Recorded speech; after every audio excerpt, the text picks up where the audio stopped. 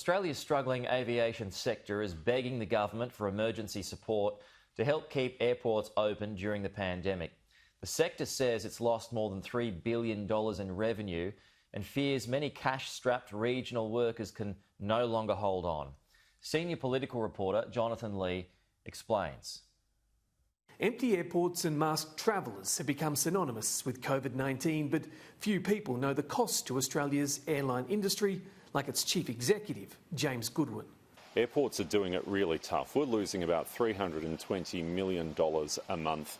During the pandemic, we've lost close to $3.5 billion in lost revenue. While JobKeeper has propped up inner-city airports, it's a different story elsewhere. Most of the airports in Australia are run by local councils and they're not eligible for JobKeeper.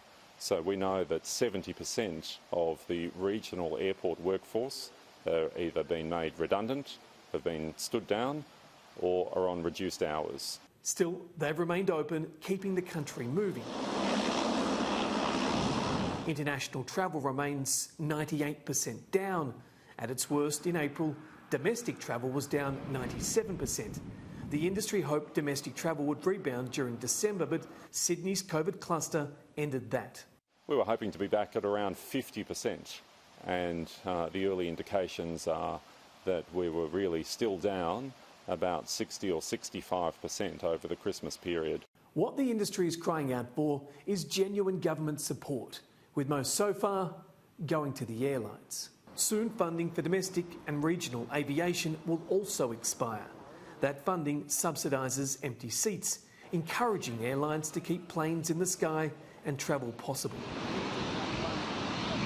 So we're calling for the government to really provide that support to airports to make sure there is a viable and sustainable aviation network so that people can get around where they need to go, they can visit their family and friends. Qantas has optimistically begun selling international tickets for July. The sector hoped at least 2 or 3 foreign travel hubs would be operating by then. With that unlikely, the fear is, without government support, those trained to staff the sector will find work elsewhere.